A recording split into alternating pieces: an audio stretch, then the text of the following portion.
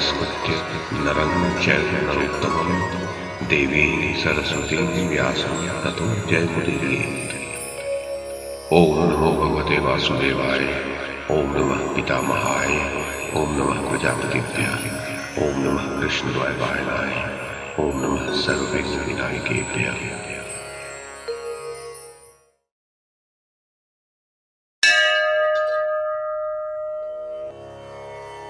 संजय ने कहा, महाराज धृतराष्ट्र, जैसे मंगल नामक ग्रह वक्र और अतिचार गति से चलकर लोक के लिए अनिष्टकारी होता है, उसी प्रकार विजयशील अर्जुन ने दंडधार की सेना से पुनः लौटकर बहुत से संशप्तकों का संहार आरंभ कर दिया।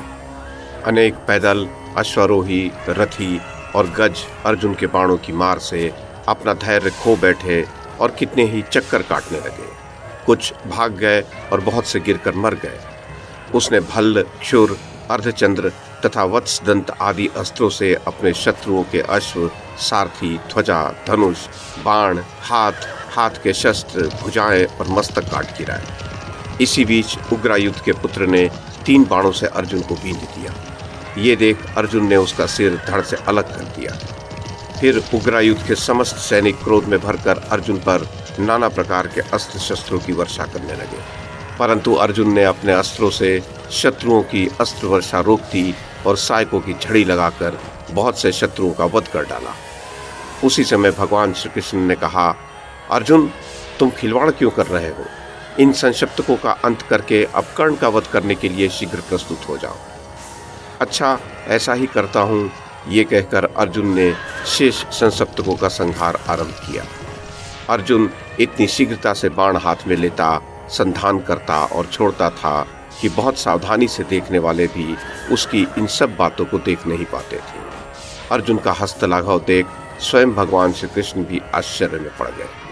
उन्होंने अर्जुन से कहा, पार्थ, इस पृथ्वी पर दुर्योधन के कारण राजाओं का यह महाभयंकर संहार हो रहा है।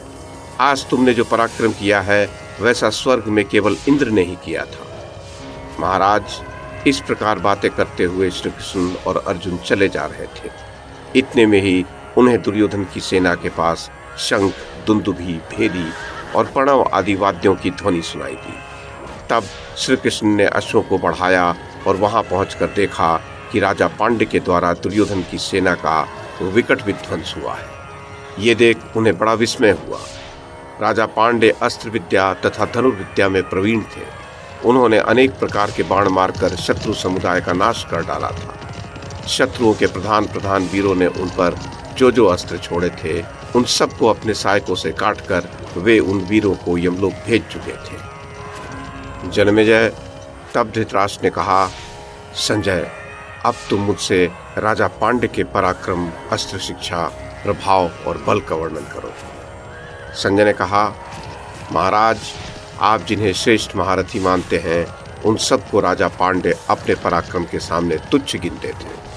अपने साथ भीष्म और द्रोण की समानता बतलाना भी उन्हें सहन नहीं होता था। श्री कृष्ण और अर्जुन से भी किसी भी बात में वे अपने को कम नहीं समझते थे। इस प्रकार पांड्य समस्त राजाओं तथा संपूर्ण अस्त्रधारियों में श्रेष्ठ थे। वे कर्ण की सेना का संहार कर रहे थे। उन्होंने संपूर्ण योद्धाओं को छिन्न भिन्न कर दिया। गजों और उनके सवारों को पताका, ध्वजा और अस्त्रों से हीन करके पादरक्षकों सहित मार डाला।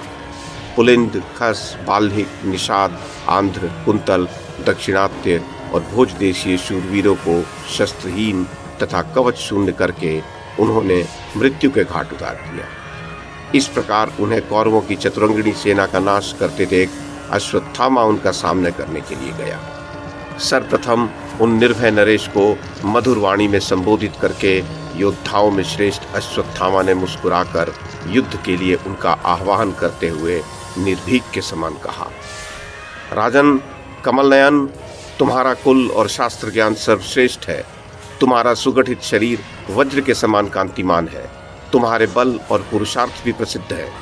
तुम्हारे धनुष की प्रत्यंचा एक ही समय तुम्हारी मुट्ठी में सटी हुई तथा गोलाकार फैली हुई दिखाई देती है।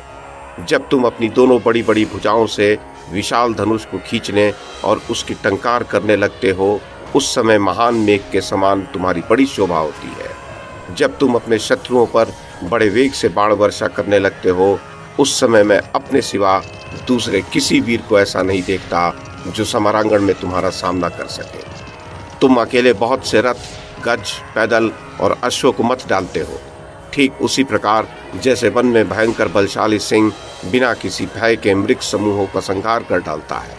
राजन, तुम अपने रथ के गंभीर घोष से आकाश और पृथ्वी को प्रतिध्वनित करते हुए शरद काल में गर्जना करने वाले शस्य नाशक मेघ के समान जान पड़ते हो।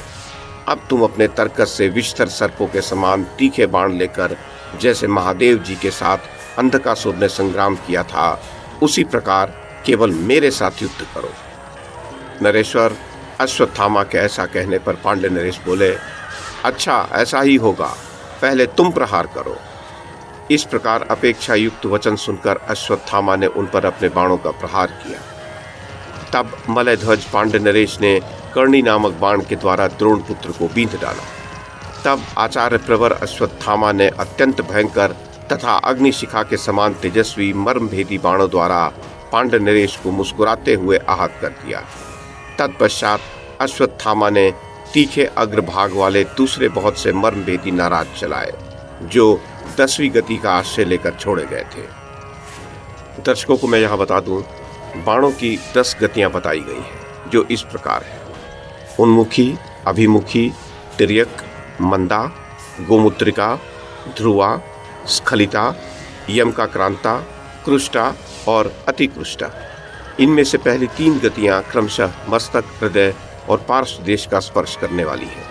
अर्थात उन्मुखी गति से छोड़ा हुआ बाण मस्तक पर, अभिमुखी गति से प्रेरित बाण वक्षस्थल पर और तिर्यक गति से चलाया हुआ बाण पार्श्व भाग में आघात करता है। मंदा गति से छोड़े हुए बाण त्वष्टा को कुछ कुछ छेद पाते हैं। गोमुत्रिका गति से चलाए गए बाण बाएं और दाएं दोनों ओर जाते तथा कवच को भी काट देते हैं। ध्रुवा गति निश्चित रूप से लक्ष्य का भेदन करने वाली होती है। स्खलिता कहते हैं लक्ष्य से विचलित होने वाली गति को। उसके द्वारा संचालित बाण लक्ष्य भ्रष्ट होते हैं। यमकाक्रांता वो गति है जिसके द्वारा प्रेरित बाण बारंबार लक्ष्य भेद कर निकल जाते हैं।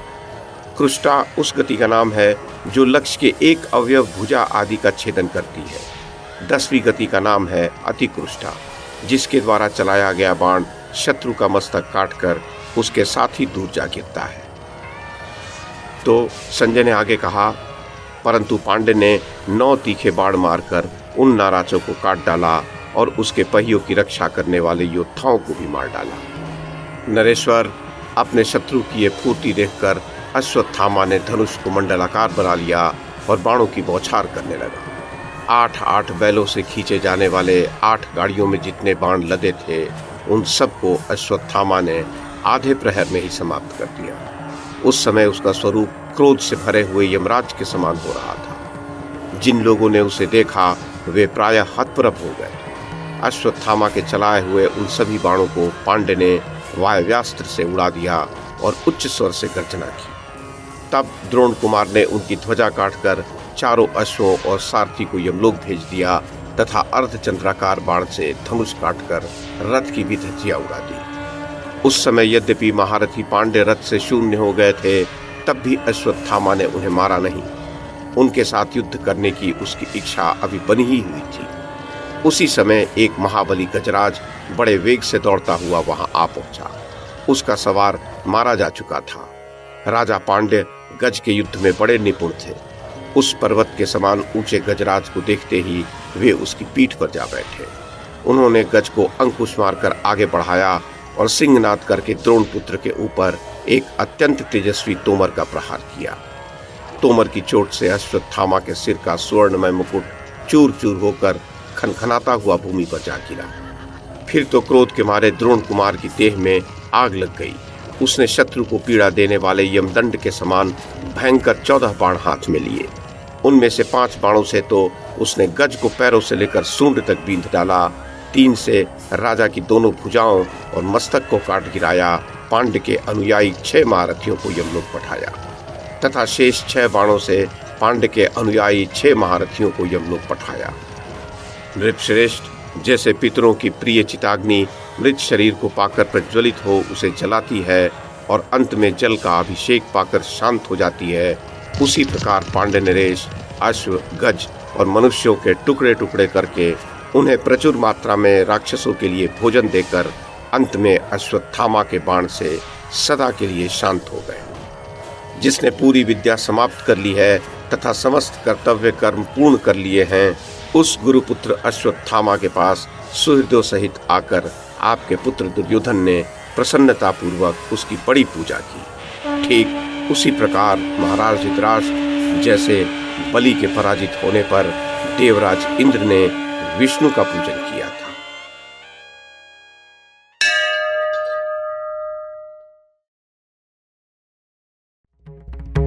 YouTube के माध्यम से महाभारत की कथा को एक श्रृंखला के रूप में प्रस्तुत करने का हमारा ये प्रयास यदि आपको सराहनीय लगा हो तो कृपया इस कड़ी को लाइक और शेयर करें, चैनल को सब्सक्राइब करें और बेल आइकन को दबाएं। साथ में अन्य लोगों को भी देखने के लिए प्रेरित करें।